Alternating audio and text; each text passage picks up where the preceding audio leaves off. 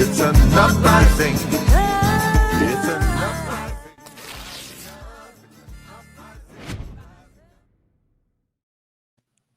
Hello, everyone, and welcome to the Green Live Stream. I'm your host, Edie Arndell, and I have my wonderful co-host, Mr. Scott Free. What's going on, Scott? I'm doing good, doing good. Yeah, we're very excited to have Margaret Elisabeth here from the co-chair of the National Lavender Green Caucus. How you doing, Margaret? I'm doing pretty well. Thanks for having me on, y'all. Yes, we're thrilled to have you here, Margaret. So, what's the Lavender Caucus working on? I mean, it's Pride Month, so. It is Pride Month. So there's a bunch of stuff obviously going on all across the country. The Lavender Caucus, let me take one step back then. So who is the Lavender Caucus? So we're the queer caucus of the Green Party of the United States, right? We represent all the different gender and sexual and romantic minorities that could be possibly present here in our group. And as a consequence, we have a pretty large group of issues that we respond to and we have activist engagement towards. So at the moment, of course, it's Pride Month, and we just recently, if you're in the Green Party, you probably got a message from us recently for Harvey Milk Day. Harvey Milk, of course, is a famous politician here in the United States who is openly gay, and after being elected was assassinated by an off-duty police officer who felt awful about doing so naturally, and then took his own life a few years later. Yeah. So there's that. Yeah. It is a thing, though, that weighs heavily on us as a caucus, because that level of vitriol and sort of bigotry has not really abated. And it's been 50 some odd years of this very public anti-LGBTQIA plus sentiment and backlash from a small but vocal segment of society. Broadly speaking, as we all know, queer rights have advanced pretty dramatically in the United States, and society, broadly speaking, is very okay with all of that stuff and has, I don't want to say has a live and let live attitude, because it's not quite accurate, but most of society does take the approach that they really don't care so much what you're doing on your own time in your own space, right? And so that's just kind of how it's been. So for us as a caucus, in Pride Month, we try to highlight a few things. Because there are some very important days to us, obviously Stonewall and the various Pride rallies across the country. Mm-hmm. So we try to make sure for those we get flyers and T-shirts and all the normal kind of, I want to say merch, but that, I guess. That's cool. Get to those places. But it's not just merchandise, right? It's mostly flyers and informational stuff, because one of our missions, we have an external mission and an internal mission. Internally, we're trying to advance, queer rights within the Green Party. Externally, we're trying to talk to queer folks and explain to them that if they want a political home to organize within, the Green Party is the place for that. I talk about this a bunch. And one of the reasons that I think it is, leaving aside my political affiliations for a moment, but if I were an independent looking at a future political party for a home, one of the things that would be on my list, because of who I am, is protection for gender identity and expression. The Green Party has that explicitly in our bylaws, and the other political parties do not. So if I'm getting right down to brass tacks on things, if I'm a queer person, I know that the Green Party will respect me, allow my voice to be heard, and will advocate for me and generally support my efforts. I mean, politics notwithstanding, to advance my cause and the causes of collective queer people all around. So that's one of the big missions that we have, and we take it very seriously, in my opinion. So we're working on those things. We have another, I guess informational message which will be coming out towards the end of the month. It's concerned again towards Pride. It's foundation at the Stonewall riots, and of course we're seeing now, in federal law, targeting directly towards the queer community and the trans community. So there's a collective response on our side that's still being formulated. It's a lot. we're a small group of volunteers in a small political party, and what feels like the oppressive weight of the federal government is being aimed at us. Mm. And, for better or worse, this is how it is for minority groups. And we're fortunate, I think, to be in the Green Party because the rest of our Green Party comrades support us. And we don't stand alone here. So there's that. So I guess maybe I didn't answer as directly as I could have, but we're working on, putting out merchandise and flyers. You can see this cool t-shirt I have right here. There you Says go. Pure Liberation. We have a couple of them. There is a promotion going on. Here I am promoting the thing, but there is a promotion going on at GPUS right now for Pride. You can go do a donation. You get a cool little rainbow G sticker, vinyl sticker that can go on your car and help support the Green Party doing queer rights. Hooray. Hooray. No, and I think it is so important. And certainly in my history of kind of fighting with folks over like, what are you doing in the Democratic Party? There is that history with the Democrats. I mean, the famous quote from Hillary Clinton that a marriage is between a man and a woman. And she said that only like 4 years before she ran for president. And, Barack Obama was for same-sex marriage when he ran for Senate, and then against it when he ran for president. So, I mean, they will turn on us when it's not an opportunistic thing for them. That's the thing about the Democrats. Yeah, and Bill Clinton was don't ask, don't tell. Right. Yeah. There's this is one of those kind of like sort of queer tipping points, as it were. But there was a big effort you might remember, by the Human Rights Commission during the 2010 year to get a federal protection for queer workers, right? Like you weren't allowed, if you had federal contracts, you couldn't discriminate against queer people. So that was all going fine. And Obama was happy to sign it. And it got on his desk and he removed the protections for trans people. Yep. Right on the desk. And he did so by saying that he didn't think that people would support it if he didn't do that. And so he did. And that was a big betrayal to the trans community, who had labored very hard with HRC to work on this bill and get it done. There is a large misconception about how volunteer work actually happens in the world, I think, unless you're involved in the volunteer game, I guess, really, right? The business of volunteerism. And we're sort of chatting about this before the start of the show, but the truth of the matter is that many volunteers have a very limited amount of time they can donate and will donate. And that might be for them to prepare a document or review something. And that's all the time that they have.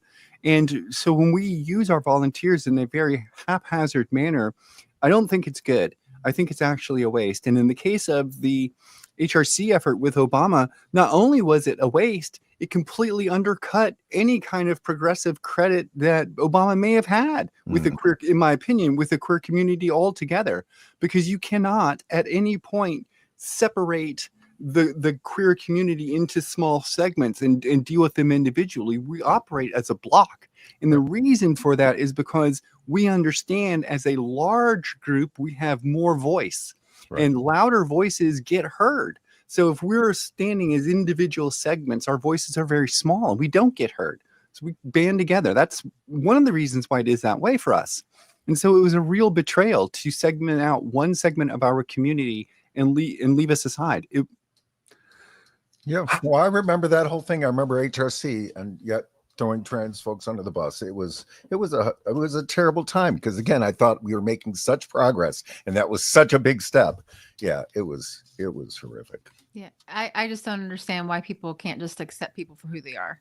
To me, it just seems obvious, but and I have thoughts on that.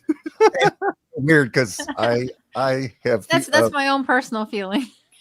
I mean, it is a bit odd in a sense that people do seem to care inordinately about the private lives of other folks, especially when they're not public people. Like maybe one thing if you're, and I don't mean to use this example gratuitously, but it might be one thing if you're the president of the United States. People would care maybe more about what's going on. But if you're just a private person doing your private business, why would anyone ever care? And it gets so much worse. Look, I think even if you are a person who supports like discrimination and bigotry and all those hateful things, even in there, at some point you have to realize that the thing you're supporting has spiraled well out of that small cylinder of hatred that you had. It is now hitting all these other things, which have nothing to do with the target of your hate, as it were. So in the case of like, we're seeing bathroom laws being implemented in places, those are ostensibly aimed at trans people. But overwhelmingly, the people who are caught up in that stuff are not trans people. Right. They're cis people. So this hatred for trans people spirals out and hits all these people who aren't. Mostly hits them because there are so few trans people to begin with. I don't want to say that's how all bigotry and hatred kind of works, though it does. But in this specific case, that's how this happens. And so you'll see people who will tell you with a very serious mind that they believe children should, not be exploited and should be protected. And in the same breath, tell you that some rival sports coach should also then be allowed to inspect the genitals of girls playing on the other team. Wow.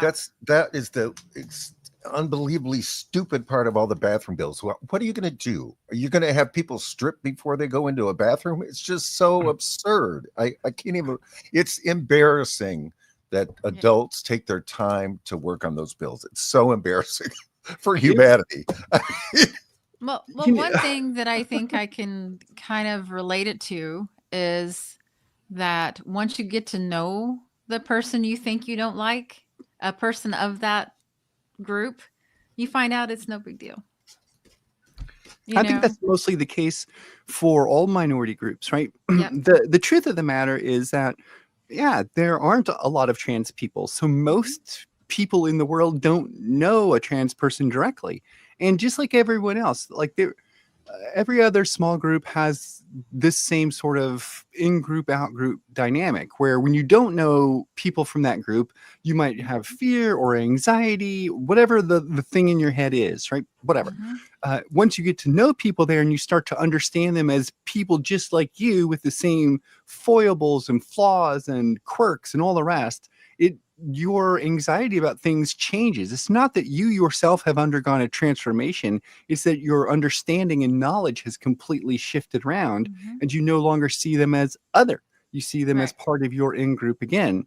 Yeah. This in-group, out-group dynamic, though, plays out all over the place. Here in the Green Party, we experience it too a bit differently, right? Different on a political level, but we see it all over the place.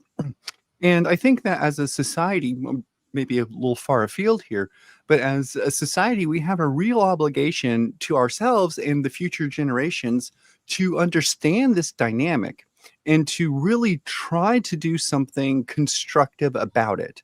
Maybe that is fostering discussions like we're having here today, and having this kind of opportunity to meet people from smaller groups or marginalized communities that we don't know.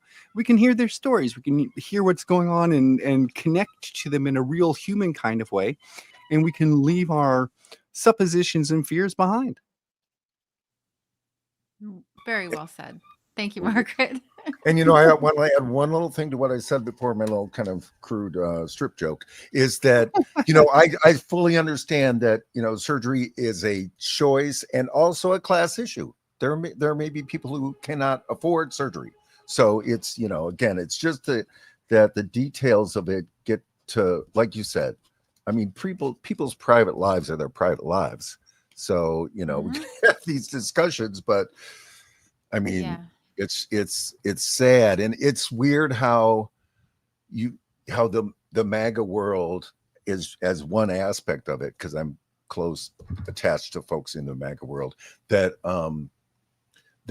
they picked it up as they just knew it was something that would get attention, and how they're all like pro gay men and they're anti-trans women. It's like, what? How did you? And they're also anti-trans men too. Okay, I haven't heard that as much, but okay. Oh yeah, well, this is part of how you can tell that it's pure bigotry and isn't based in like a principled objection to things like I disagree with trans people. That's not what's going on. Because if that were the case, they would equally disagree with trans men, right? But that doesn't come up. They feel that way. They just don't express that stuff. Okay. And generally speaking, like this goes to the heart of the issue, I think, because if you'll allow me a little leeway here to make this point.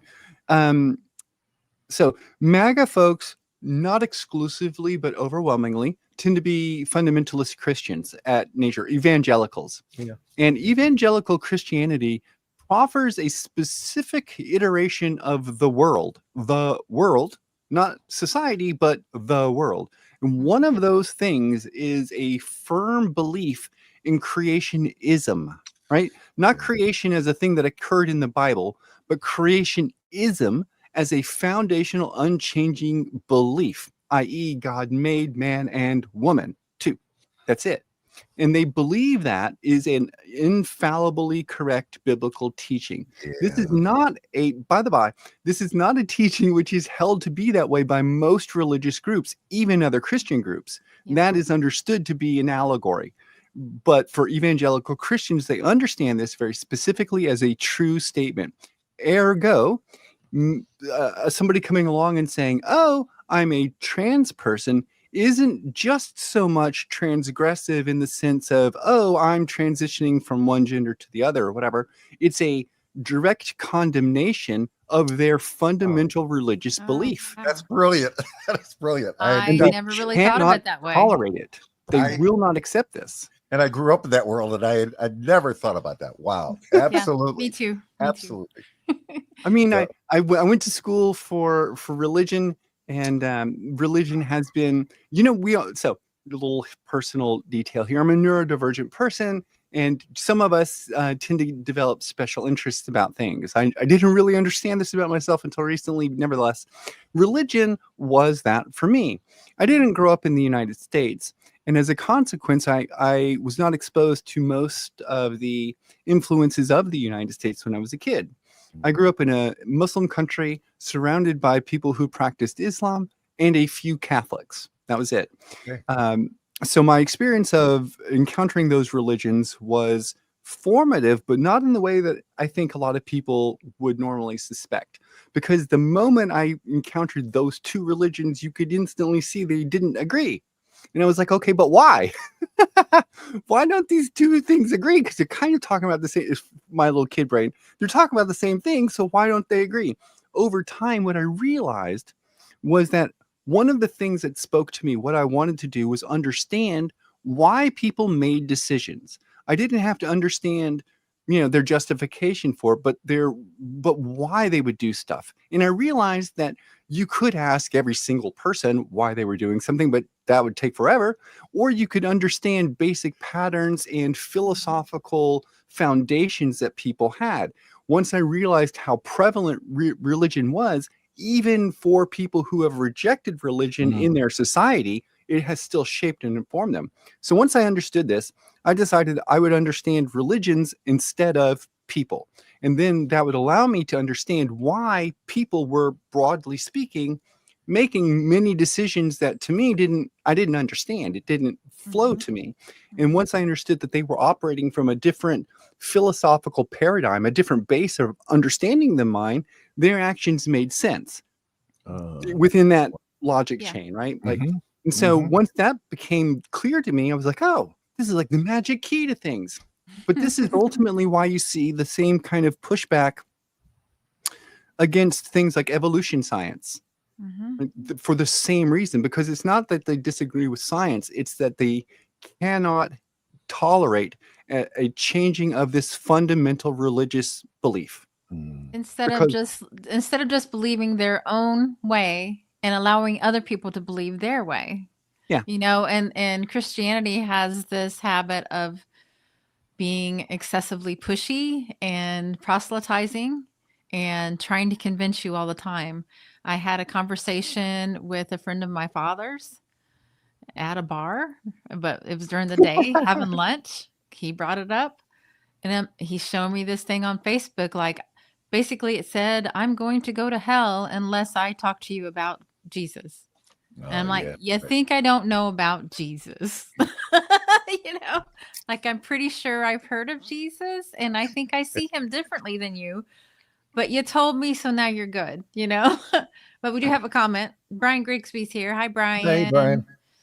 Have a friend that is MAGA and she hates trans and gays. And Her own gays. daughter is a lesbian, but she will not ask her for fear of finding out. Daughter is approaching 60 and just Aw. can't find the right man. Yeah, right.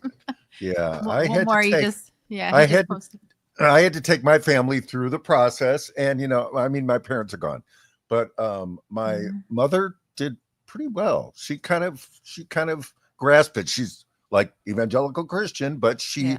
it was such a dynamic because she loved her son, and Mhm. she loved her son so much that was really difficult. It was such a She had a conflict. picture of She what she had thought you to- were. Well, and she had to accept me on Uh-huh. some level. She absolutely did. She did. But Yeah. I just also wanted to add real briefly that Okay. I in the same way, growing up in a Christian home and being like the little kid with the adult mind, I always thought, oh, I get these stories that they're telling. They're cute. They got these little morals, and they're great. And then as an adult, I kind of come back into the world I grew up in, and I'm like, oh no, you guys are taking this stuff literally? Oh no, wait, no. I was like, oh no. It's like myths and fables, y'all. There's a moral to the story. So yes, now I don't want to get too far afield into the religious discussion of No, things, we love but it. We love it. but it definitely plays into what's going on, right? Let me step back outside of the queer community for just a second. But when we look at American foreign policy right now, for instance, we can see the direct manifestation of Christian evangelical Zionism taking place in Gaza. Oh, There my are God. a whole bunch of people in the United States who are Christian nationalists who do not actually care about what's going on over in Gaza or Israel, other than what in their religious eschatology they believe Armageddon will occur there, and they're trying to bring that about. Yep. Right? They want that to happen. Yep. And so as a consequence, that is the evangelical end times game. That's the whole plan. It seems weird to say in a contemporary context, I know, and remember, Armageddon isn't like a thing, it's a place, right? It's a hill in Israel. It's a place where the thing will happen, right? The end time battle will occur there. So the Christians are trying to make sure that that place is secured and that the battle will happen there. This is like, it's been going on for a long time. When we sort of look back here in the United States, though, and we kind of see this shift. If you might recall, the who are they? The Friends and Family. I forget what that hate group name is, but they were the group that was Focus on the family. Yeah, I think so. They were the ones who were advocating against gay marriage, right? Same-sex marriage. They advocated all across the country for years and years and years. Oh, it's going to be awful. It's going to be awful. Then gay marriage passed, right? Federally legal and all the rest. Yeah. That year, when it happened, there was a mayoral race in Houston, Texas. That mayoral race featured a lesbian mayor. That group, who had lost their fight to stop gay marriage, decided that they would switch tactics and target the transgender community. And they targeted the accommodations provision in the Houston municipal code that allowed trans people to use bathrooms of their preferred gender. Wow. So that was the start of this. Wow. That was the actual genesis of this shift Oh. towards targeting trans people versus targeting like the gay community, broadly speaking. Okay. And it's Wow. been that way for the last 9 years. I had Divide and no conquer, idea. right? Well- we have a comment. What's up, Yvonne? My friend Yvonne's here. Yeah, Ron. Not just MAGA groups. Yeah, I know. It's a lack of information and exposure, even with some of my supposedly liberal friends. Margaret is such an articulate spokesperson for these issues. And Well, I thank you. just love that you came from the place of religion, because it's making so much more sense to me now that even though, like you said, you can't help it. I grew up in the Christian world. I am, I can reject it, but it's here, it's in there. Yeah, this is one of the things too. If I can sort of bring two things sort of together, but this idea that like, we grow up inside of a cultural milieu that we have no control over, and so everything that is happening within that culture, especially when we're young, just gets absorbed by us. And depending on the influences around us, they might be able to correct us away from bad things into good things or positive things. But if we're left on our own, which a lot of young people are, then we can easily find ourselves swayed by popular personalities, especially on the internet, who have big followings. When we're young people, we're looking for leadership, we're looking for inspiration, we're looking for some vision or aspirational hopes about what could come in the future for us. And so we see influencers who say things like, oh, all you need is sweet gains. You don't even need to do anything else in society. Just go work out, bro. And these people disengage from society. They leave society then to the other folks who are engaged in it. And right now, for better or worse, the opponents of our federal system are the ones who are choosing to be very active and engaged at the moment. Indeed, I mean, we look around the country over the last 5 years, of course, since the George Floyd protest in 2020 kicked off, but there has been massive protests almost daily all across the country. Obviously, they go up and down in scale depending on what's going on. But our country has been doing this for many, many years now. Here, of course, in Seattle, I think perhaps we have a bit of a reputation for things about that nature. And, I don't want to say we take our protesting seriously or like that, but I do think that Seattle does have a tendency to make sure that we get a lot of people out at protests. And that might have nothing more to do with it than the fact that we have a bunch of universities here and college students, often have a bunch of time to attend a protest, whereas working class individuals might not. Like, I want to go to a protest, but I have a shift on Saturday and that kind of stuff. That kind of junk is on purpose somewhat, but I think one of the things we face collectively is a real, I don't want to say soul searching moment here because not everyone believes in souls, but an internal searching to find our values and the principles that we consider bedrock, right? Like, we're not going to change those. And once we know ourselves that well, we can stand up and articulate for our values and everything else. And no one can tear that down because that's our bedrock. Everything is built on it, right? Yeah. Many people I've met, especially if they're new to how to phrase this, not necessarily new to thinking about these ideas or the problems that we're facing, but new to articulating solutions publicly. That's a very different thing. And you can get really thrown off because once you start advocating for anything publicly, even if it's something everyone agrees with, like Medicare for all, you will still find people out of the woodwork, it feels like, who come back and say things like, I don't think we should have Medicare for all. I prefer people to die. Yeah. And it's a very strange thing to me. Yeah, like Joni Ernst. Well, everybody's gonna die. And right, that was a good one. The earth is going to be just, what does that mean? No, you're right. Every single comment, every post, there are comments in there that are, I just call them simps for empire, but because for lack of better words, but it is weird how universal that is. It's, again, you might bring some analysis of that. It drives me insane. What are these people doing? These people who have nothing, who have to struggle, to work, to make their rent, and here they are just pumping up that empire. It's like, what? So, I don't know if you've heard of, maybe you have, the dead internet theory. Okay. No, I don't know. Okay. So this is a theory that came around in 2014-ish, give or take. So it's about 10 years old. Anyway, the dead internet theory is that most traffic on the internet right now is not humans talking to each other. It's bots. Yeah. Okay. So most of the interactions you see online aren't humans being mad at each other. It's bots doing bot engagement. Okay. And as we know, and this is an unfortunate truth, but true nonetheless, humans don't care as much when they feel happy about a thing. They're not like, if you get good customer service at a restaurant, you're not going to go out to their website and say, I got great customer service. If you got bad customer service, you will go out there and fill that out. So this outrage engagement, that kind of thing, right? Mhm. That will get you to respond.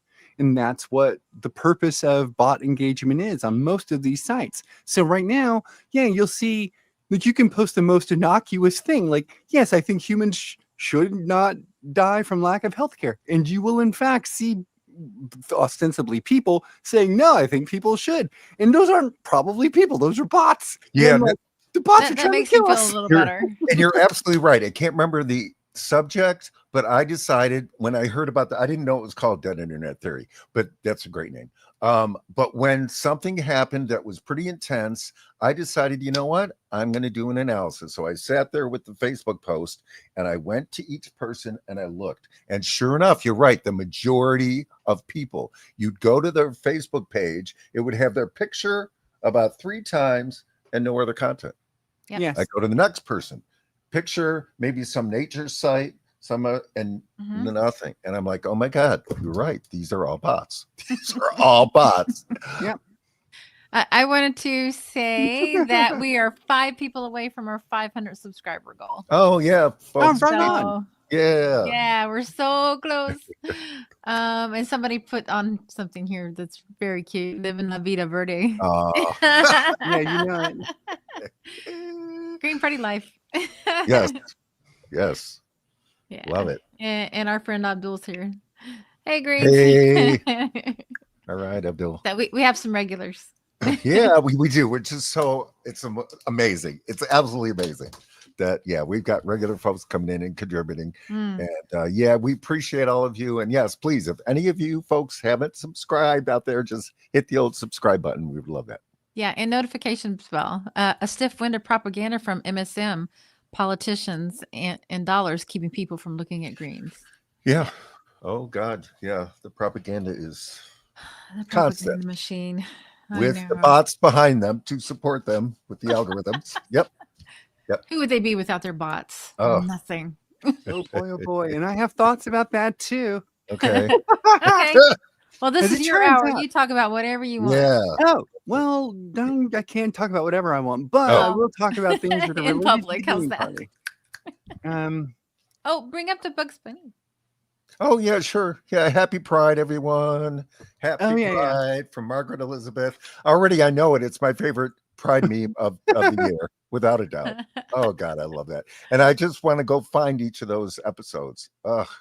It's fantastic. You know, I honestly, when I was a young person, and I watched those animations the same as everyone else. And when I saw them at that age, it didn't really, and maybe this is just being a kid's mind, but it didn't really even strike me as anything unusual. Like Bugs Mhm. Bunny runs into a room and comes back out in drag. And I'm like, well, yeah, obviously that's just a great costume. I mean, that's how you get behind this guy. Why would you not do this? And it Right. didn't even occur to me Mhm. like how transgressive they were being in the show, like showing this kind of just back and forth. And further, the characters in the show itself, like no one reacted to that in a weird way. Like no one got strange Right. with it. Like they just interacted like, okay, this is just a woman or whatever. And they would go on with it. And I thought that was just, at the time I didn't understand, but now when I look back at it, I see it as a very liberatory and correct way to go about doing these things in your real life. If you run into somebody who's just walked into a room and come back out looking different, just say, hi, ma'am, how's it going? Right. No, amazing. Whatever. And Looney Tunes was what decade? I don't want to get it wrong. I don't want to Well, they were around for a long time, right? I think Started they in the started 30s, right? 40s, 20s, and 30s. 50s. Yeah. right. So right. So you make such a great point. And that was the 30s and 40s. Yep. Well, I think it kind of became very popular in the 50s and 60s, though. Okay. Probably more. Yeah, very much so. Yeah. I mean, Like I didn't 50s, see early American cartoons and TV until probably the 80s. Yeah. Yeah. Sure. Yeah, because you weren't here. Mm-mm. And we didn't have, so again, one of those kind of funny, quirky bits of growing up somewhere else is like we didn't have television. So there was no broadcast TV, and there was radio, but mostly we didn't get it where we lived because we were out in a small village in the desert. And the only thing I could actually pick up was shortwave. Oh, wow. And the only, funny enough, the only shortwave, and I could only pick it up at night, and I could pick up BBC One out of London. Oh. And every so often I would just sit up and listen. And that was back at a time when they did a bunch of like radio shows, right? Like, Wow. and so it would just be like listening to Doctor Who or something. And I had no idea what I was hearing. Like, oh my God, is this real? What's going on? It was fascinating to me.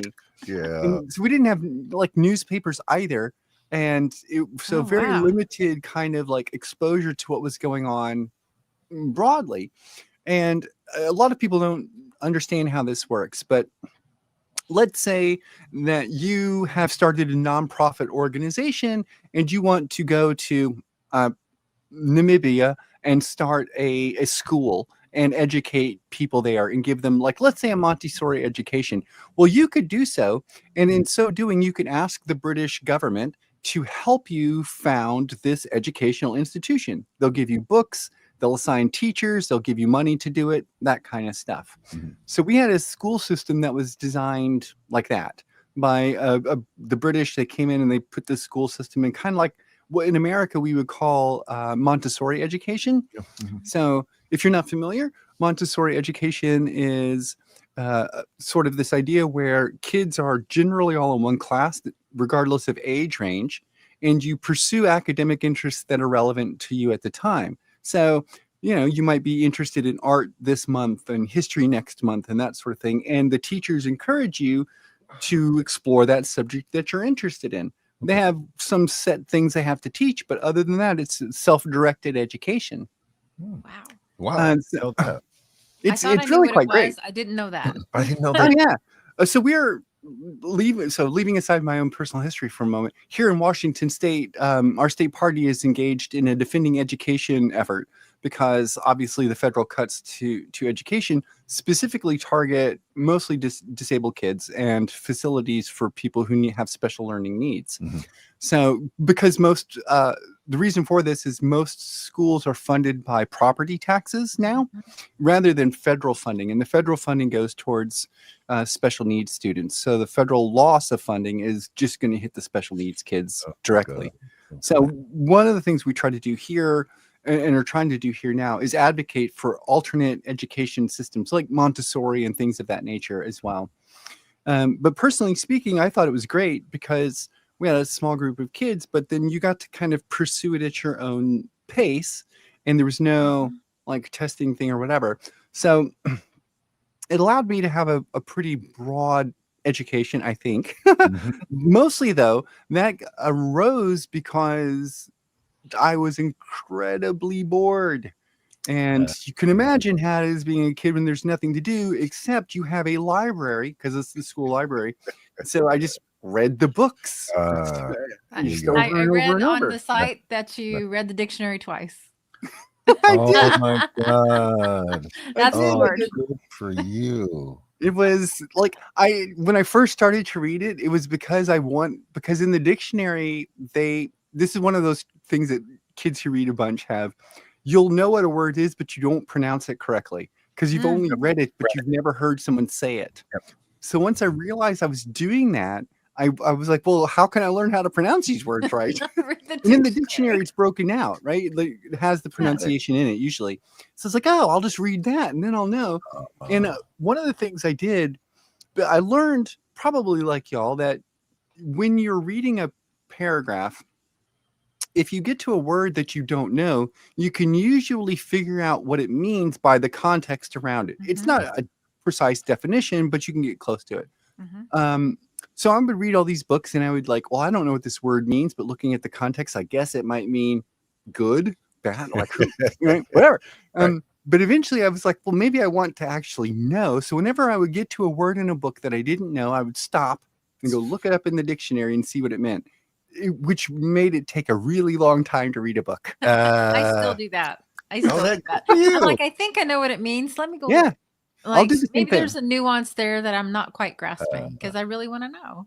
I have You a know, and fairly broad that goes to lexicon. the critical thinking and the like curious nature that has kind of been beaten out of our society. We stare at screens all day. I'm staring at one right now, although this is wonderful because it actually engages my mind. There you go. But people stare passively all the time, like all day long, staring at their phones, staring at the Yes. television. And I know haven't read the dictionary twice, but I can bet you I've read. I'm a songwriter, so I can bet you I've read the rhyming dictionary twice. That I've done. And writers love the thesaurus. Oh God, the thesaurus. I love it. I've used the thesaurus. Ooh, Yeah. So I'll branch out then into one of my more recent, I won't say pet peeves, but one of my recent unhappinesses, which is discovering some of my favorite writers using Chat GPT to help them write. Oh, are they? That's right. It's been a kind of a brutal. I'm kind of encouraged because I have a great group of local musicians I'm in Chicago, and I know that whole thing where now they're just using AI to write songs, and I just thought, oh my God, I mean, should I just kill myself now? I mean, what is like? It just, and I'm so glad that people are realizing, you know what? I'm sure those are AI computers are writing wonderful songs. I'm going to write my own and just be happy with what I bring. Can I just say that if we're paying attention to the science fiction world, this never ends well. Yeah. iRobot, I mean, Look, it all worked all out of in the Blade science Runner. fiction. Yeah, there we go. Pardon? I just saw an article recently that was talking about the struggle that they're having with the AIs because there's so much junk being put in them. Yeah. So here in Washington, the state party just passed a policy to prohibit the use of AI in our in our internal production of documents, in our internal discussions, or anything like that. And one of the reasons for it, and this is a tricky bit to kind of get into, but so let's say I make a point, grass is greener on the other side, and you want to argue this point, you could put that into Chat GPT, and Chat GPT within seconds will spit out a 4,000 word reply, and you can cut and paste that right into the thread that we're talking in. Okay. And it will instantly kill the discussion.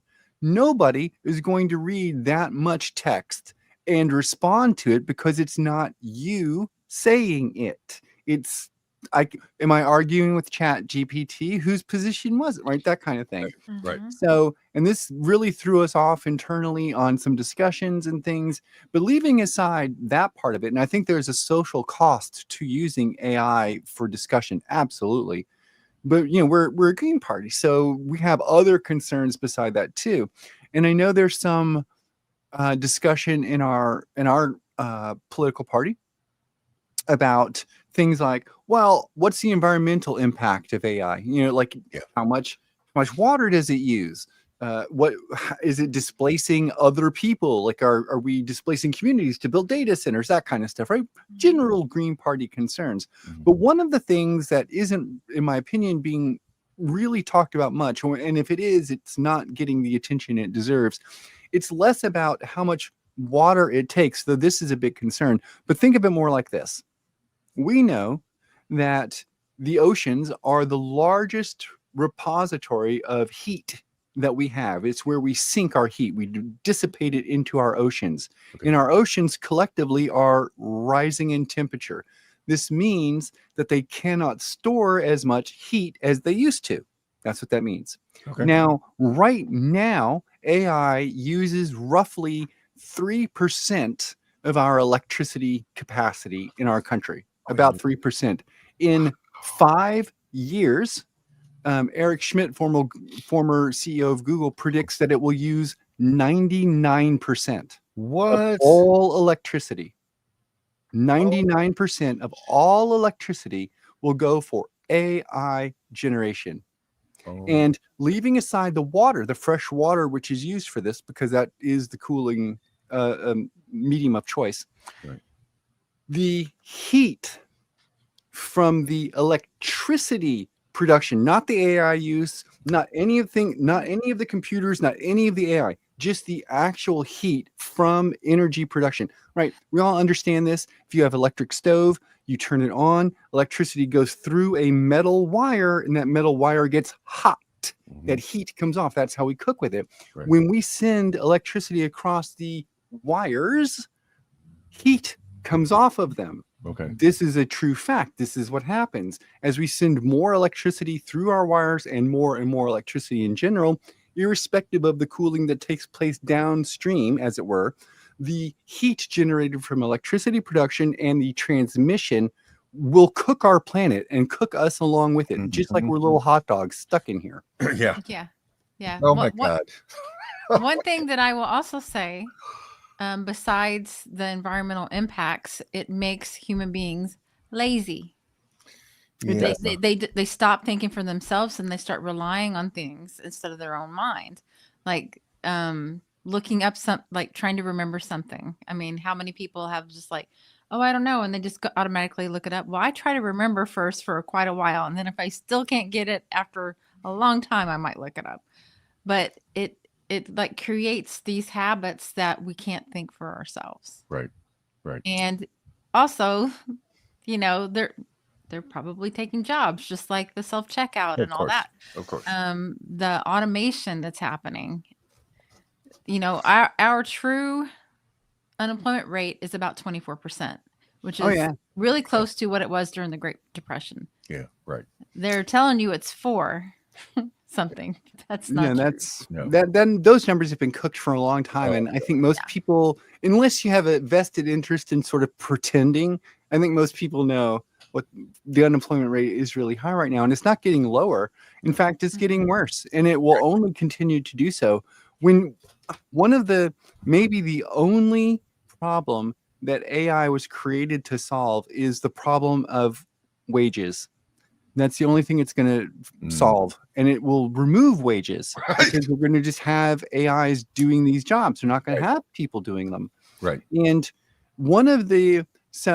this is one of the sort of, let's say, dystopian predictions about the future is not that AI will become sentient and be like, oh, let's kill all humans.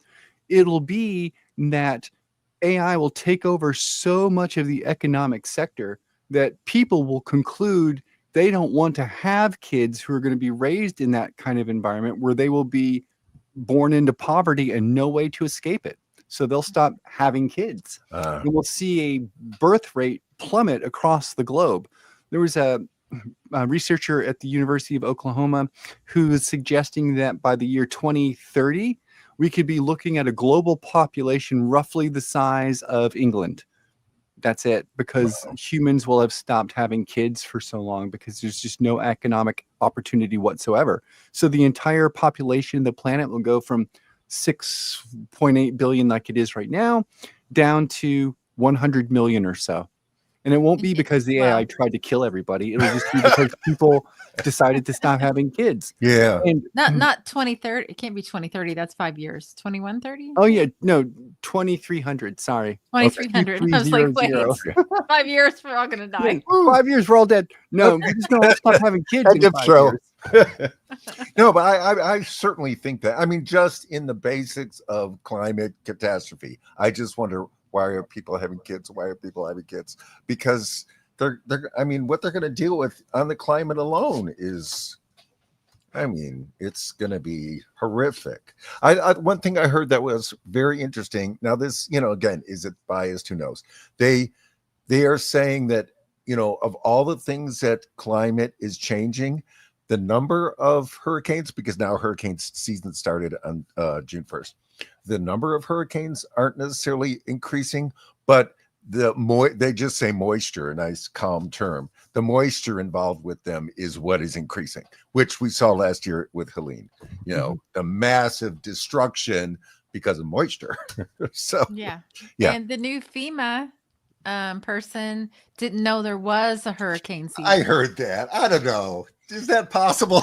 I mean, of course it's possible. Like, I hope that's not true, but in a world of quantum probability, everything is possible.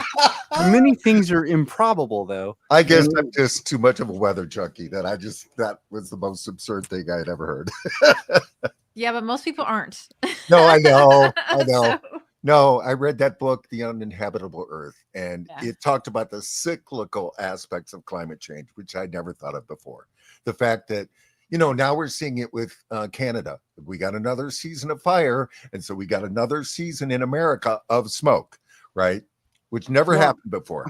I And- live in Washington State, so we deal with wildfires. So up until the mid 80s, we didn't used to have a wildfire season Right. here. It's on the Right. weather now. That's Now part we of have weather. wildfire season. And so last night when I went to bed and I opened my windows in my bedroom, it smelled like I was camping. I Yeah. can smell the wood smoke. It smells, nice. I like the smell of campfire. But I know it's in fact Manitoba burning, right? Yeah.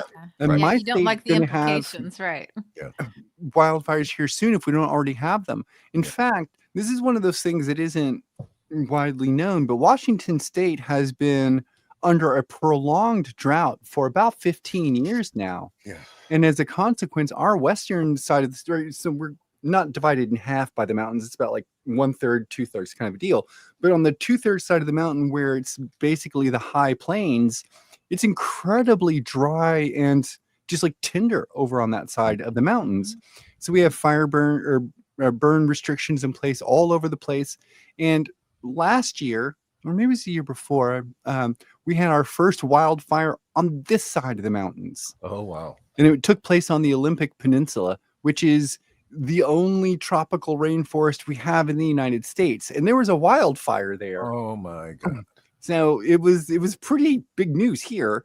But again, it's one of these things that is being exacerbated, of course, by climate change and the continued, I don't want to say disinvestment, because that implies there was an investment to begin with, but the disinterest by political leaders to invest in systems which are going to protect us. So Seattle sits on the coast. In fact, we sit on two coasts. We're an isthmus of land with the Puget Sound and Lake Washington on both sides of us. Those bodies of water are rising. My city has an emergency plan developed by the Washington Emergency Bureau, where we predict by the year 2050 a 24-inch sea level rise. That's 2 feet.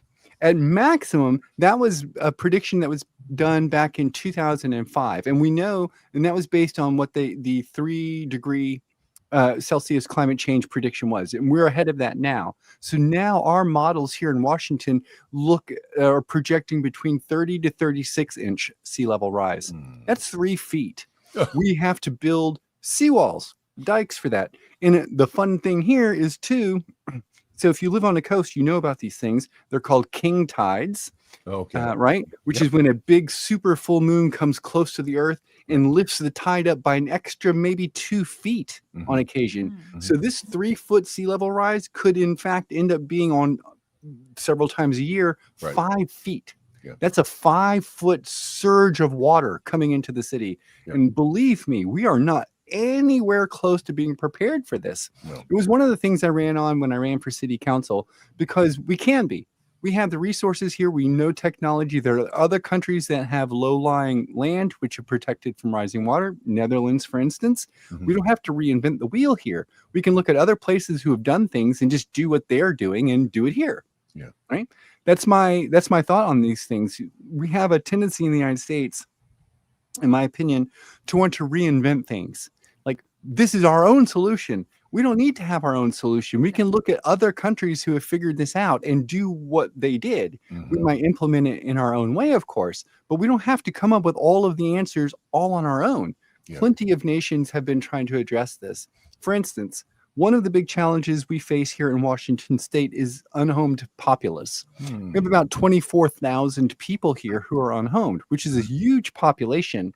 Right now, the general idea, broadly speaking, in my state seems to be to ignore them and push them to some other locale just around the state, right? Mhm. That is, you couldn't do it worse, in my opinion. Yeah. And it's not like doing so doesn't incur a significant cost. It does. It's far cheaper for the state instead to build housing for these folks and put them in the housing and provide the services they need. It's not even close on terms of cost scale. It's about 60% cheaper to just actually house them. Wow. Wow. And here in Seattle, we have an interesting situation, which isn't the case for every city, to be fair. But here we have plenty of empty lots that were at one point industrial things and got contaminated or whatever, so that you can't grow food on them or anything like that. But you could build apartments on them or whatever, and they're just left empty because the investors who own that land aren't selling it. There's no one wanting to buy it because it's contaminated. So my thinking is, the city buys this land, the city owns it, and it puts affordable housing on these spots after they're cleaned up and approved for use. Yeah. And this sorts out our problem. And we don't have to build, pointing at my apartment building, we don't have to build apartment buildings like this. We can build tiny home villages. That was my idea, actually. Yeah. Build tiny home villages and co-locate city service center in those villages. Yes. So the people in them don't have to struggle with public transport and all the rest to go and get the services they need to get them out of essentially an unhomed situation. Right. If you go out on the street and you talk to unhomed people, almost always they are there because they could not afford their rent. Right. They aren't there for some other reason. There are some obviously who are, but most people are there because they couldn't afford rent. Right. They don't want to be on the streets. They would like to be homed and getting back into whatever productive capacity they had. So I think that as a society, leaving aside my moral obligation to help people, I think it's just prudent and fiscally responsible to house people and save ourselves the money. We're all, like, we being states, right? We're all scrambling to find money to fund the services that we actually believe our citizens need. And when you can look at a thing like, how much does it cost to roust the unhomed versus how much it costs to house them? And you can see it's like a 60% higher cost to do all the rousting. You can easily see to yourself, well, that's a savings of $50 million if we don't do that. And you have to do that over and over and over again. Yep. Every city. And just imagine how good people would feel if they realized, hey, we can save money and help them.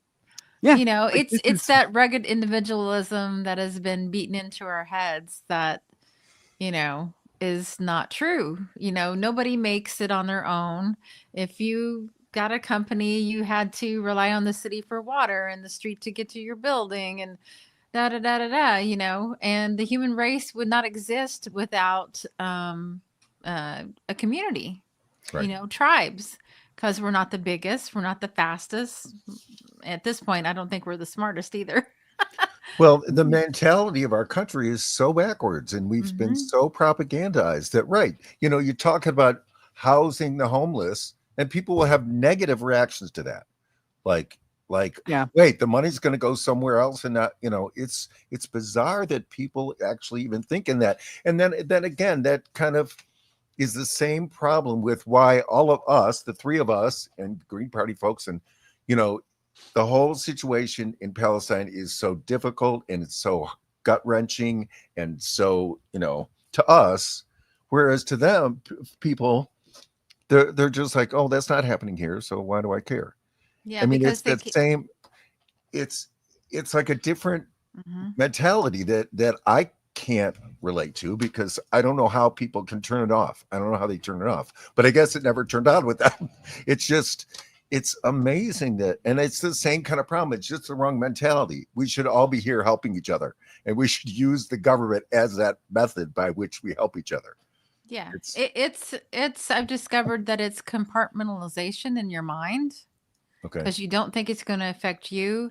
The kind of like climate change, you think it's too big. What am I going to do about it? So I can't deal with that. So you just like, I know it's there, but I can't do anything. What you don't know is that that's said by billions of people. Yeah. Right. So what is it I like to say? What can I do? Said 7 billion people. Right. Right. And It is hard to know because it does seem like a big issue, right? And it isn't being done by us. It's not you and me. So I can't make like Exxon stop drilling, for instance, right? So it does feel sometimes like we're kind of like powerless to affect change. But of course, once we kind of step back and realize we live in a capitalist system and the way to affect this is to affect the flow of capital, then we understand quite clearly how we can disrupt this. The truth of the matter is that, and this kind of gets back to a bit like our pride stuff. Pride was a riot. But the reason, if you so, if you have a protest which is scheduled and it's over in a park and it's not disrupting anybody, it doesn't do anything. The 50501s. I mean, if you have a protest which is over here and it's not like, it's simply not a protest. It's whatever else it might be, maybe a rally, an event, something, but you're not protesting anything. Right. If you want to disrupt and protest, you must disrupt the flow of capital. Yes. That's it. Yep. And what that looks like in the United States mostly is boycotting businesses and protesting down streets. Yes. So it does affect the worker. The worker can't get to work. This is true. And that does suck for the worker. This is the effect of the flow of capital. Because workers aren't there, the capitalists can't make money. Yeah. That is how that works. And we see over and over again that protests which have been successful have been ones that have disrupted the flow of capital. Right. This is ultimately, though, why America has taken the broad perspective it has towards Palestine and the Middle East in general. We being we're the heart of the empire, right? This is the capitalist heart of this capitalist empire. And the capitalists themselves cannot permit or allow a country on the periphery of the imperial core to have independence, to use their own resources for their own development, to spend their money on their own people or advance their own cause. That's antithetical to the goal of global capital. They require all these countries on the periphery to be exploitative states that we can extract resources from and use in the heart of the empire, leaving them either hollowed out or just complete puppet states to the capitalist regimes. Right. This is the truth of it. And if we don't understand that capitalism ultimately is the driver of our problems with climate change, our problems in society, our problems internationally, if we don't understand that, we're not going to be able to fix it. The fix to this is ecological socialism. Yes. That is the direct counter to the capitalist agenda. That's, of course, what we offer in the Green Party. That's what we advocate for. And that is, I think, the correct position to take. We cannot stop these problems, not because we don't know how, but because we don't have the power. We actually know what to do to fix these problems. We don't have the power to do it. Mm-hmm. And that's the long and the short of it. Yeah, yeah. And why we are in the electoral system, because if people could understand that and vote the right way, we could obtain the power. I mean, that's the thing. I mean, as horrific as our system is, it has a system by which you can do it.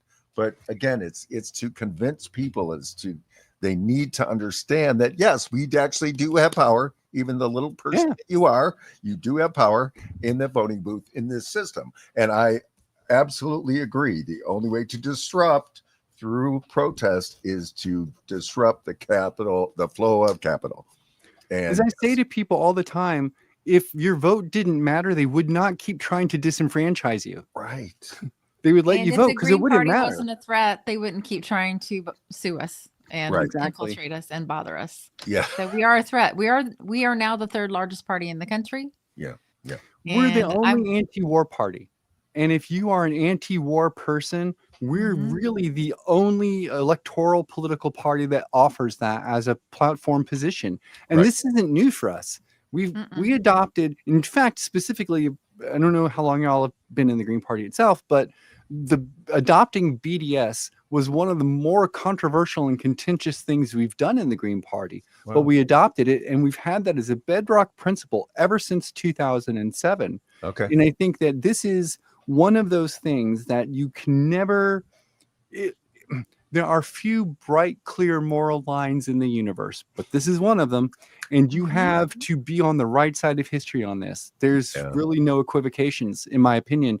And I am happy to be not just on the right side of history on this issue, but organizing within a political party that also supports that, understands that, and advocates for us, the regular people, to be able to stand up and have our voices heard to change this system. Again, we talk about politics and electing people and all this kind of stuff. And the Green Party is the third largest party in the United States. Yep. We are the only anti-war party in the United States. We're the only electoral party that offers ecological socialism as a foundation for our political philosophy. And more importantly, we're the only party that has green as a color. There you go. There you go. I know people don't like the name Green Party. It's like it's perfect. You know, Republicans are red, Democrats are blue. We're green. We're green, and we're for life. We're for the earth. We're yes. And we're part of the global coalition too, right? Like there's a global coalition of green parties that all work, broadly speaking, towards the same agenda. Right? We want to stop climate change. And this isn't, that's one of the big things that appeals to me too. I know my efforts in the United States, I mean, they're local, they're focused here, but they're also in concert with people all across the world trying to affect this same change. Right. Protect our planet, save our people. You know, I talk about this a bunch. One of the reasons why ecological socialism is the best play here, like if say climate change without socialism is just gardening. And that's why we're saving the planet. We're saving it. Climate change won't kill the earth. It will make the earth uninhabitable for humans. Right. Yeah. That's what I've said that too. Like the earth's going to still be here. Yes. We won't be.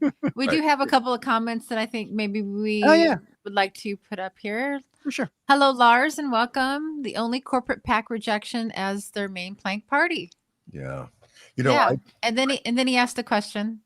When and where was the Green Party in the USA started or organized? Ooh. I mean, it stirred around since like the 1984, but it took a while to get going, like everything. Yeah. Well, okay, so this is one of those interesting party history things. Okay. There were two Green Parties in the United States. There was the Green Party of the United States of America, and there was the Association of State Green Parties. So two different groups. Broadly speaking, the difference was one group wanted to focus on electoral politics, and the other group wanted to focus on local activism. Makes sense. Yeah. But they weren't able to kind of get together on that. And for about 10 years, there were those two groups. It all sort of came together with a thing we call the Boston Agreement, which is those two parties sent representatives together, and they agreed that we were all going to build one party together, Green Party of the United States, and that it would incorporate the activist concerns and desires as well as the electoral element of the other party. So basically, we put it all together, and that came about for the very first run for Ralph Nader. Wow. So that was about 2000. 2000. Wow. Yeah. Oh. So we had a history going back into the 80s, but then the current party is 2000. Okay. Yeah. That is fast. He ran more than once. I thought he may have ran in 96, but I can't remember. Yeah. But around there. Wow, yeah, that's wonderful. I did not know that. And Scott was reading my mind. I'm like, oh, activist, huh? Yeah. I love it. Because we get a little pushback sometimes in certain spaces, Illinois, occasionally, that we should just be focusing on campaigns and don't worry about the activist stuff. Yeah. Well, it's all the same fight because you know, even though I'm going to run for something, I don't consider myself a politician. I'm an activist at heart, and I'm a community person at heart. Like I just want my world to be better for me, for my family, for everybody else's family, for our kids, our grandkids, all that. That's all I want. Right. So if I can serve in some way, I will do it. Yes. Yeah. So, well, we are past our hour. That was fun. You can hang on for if you want to chat after. Margaret, thank you so much. Talking. Yeah. And a happy Pride, everybody. Happy Pride. And don't forget to like, comment, share, and subscribe, and all the things. Get the notification bell. I get lost in all the things. Yeah. And support the Green Party anywhere you can. Anywhere you can. Mm-hmm. Love you. We love you. Yeah. Yeah. And we will see you on Saturday. All Take care. right. Bye, everyone. Thanks for having me on tonight. All right. Thanks, Margaret. An uprising, we're rising up. It's an uprising, we're rising up. It's an uprising. Fight the power. It's an uprising.